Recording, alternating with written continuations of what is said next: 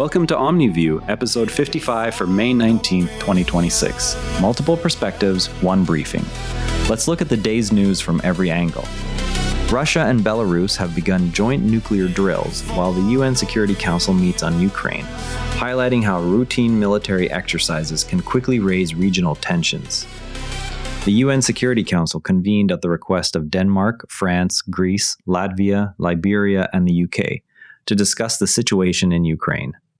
The meeting follows recent Russian attacks on Ukrainian targets and the start of joint nuclear weapons drills between Russia and Belarus. Officials expect the session to focus on the current state of peace and security in the region.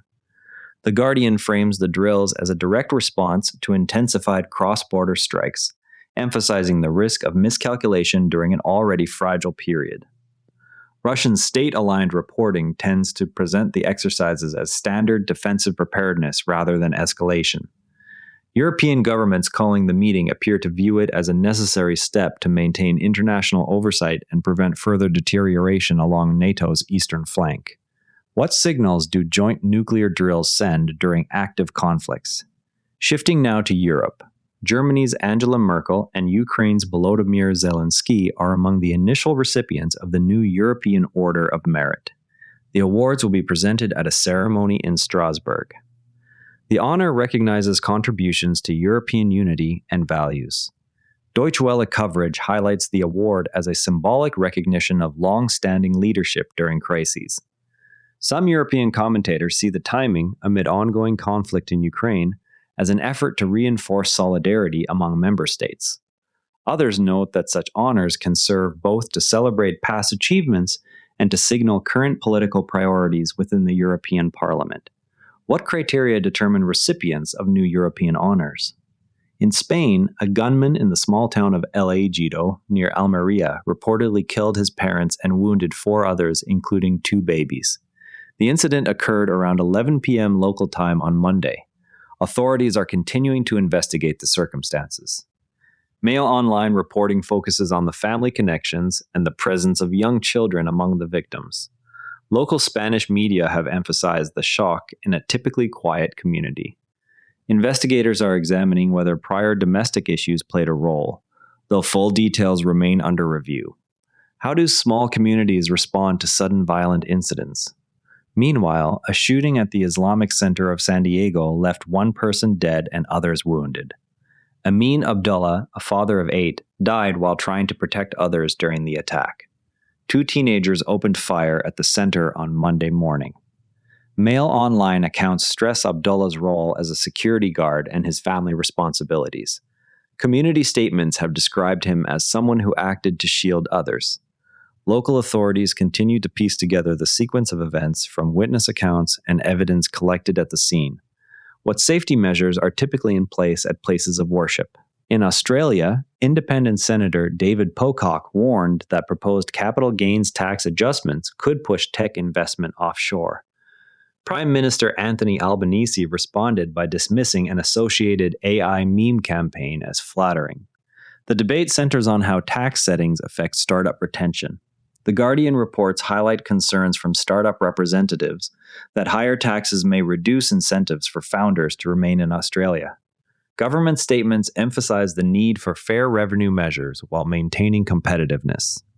Independent voices in Parliament stress the importance of balancing fiscal policy with long-term innovation goals. How do capital gains tax rates influence business location decisions? The UK's household energy price cap is projected to increase by 13% this summer.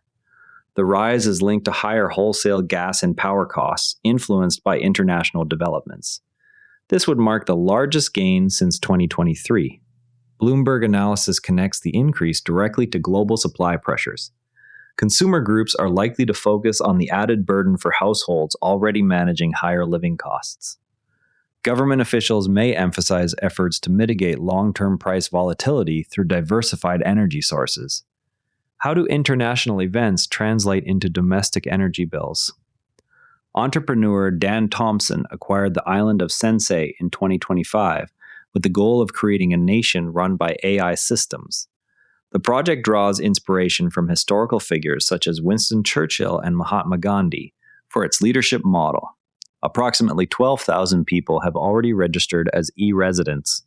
Mail Online coverage presents the initiative as an ambitious experiment in digital governance. Supporters see potential for innovative decision-making free from traditional political constraints. Critics question the practicality and accountability of AI-led administration on a populated territory. What legal frameworks would govern an AI-managed territory? Now, to really understand the Ukraine story, there's something most coverage leaves out. Most coverage of UN Security Council meetings treats them as simple diplomatic gatherings. Yet the process involves specific procedural rules and veto powers that shape outcomes long before any vote occurs. When a member state or group requests a meeting, the agenda must be approved and statements are delivered in a fixed order, giving permanent members like Russia significant influence over tone and timing. Knowing this, when you hear claims that a meeting demands an immediate ceasefire, you can evaluate whether the language reflects enforceable action or largely symbolic pressure. Historical parallels, such as repeated sessions during earlier phases of the Ukraine conflict, show that discussions often serve to document positions for future negotiations rather than produce instant resolutions. Next time you see a headline about a UN meeting on Ukraine, ask which permanent members are speaking, what specific proposals are on the table, and whether the session is meant to gather evidence or push for immediate votes. Tomorrow, watch for further developments in the capital gains tax debate in Australia, and any responses from tech sector leaders. That wraps up today's Omni View. Remember, the best informed people read more than one perspective. If this show helps you do that, share it with someone who values fair coverage. See you tomorrow. This episode used AI voice synthesis of my voice. Editorial selection and analysis are my own.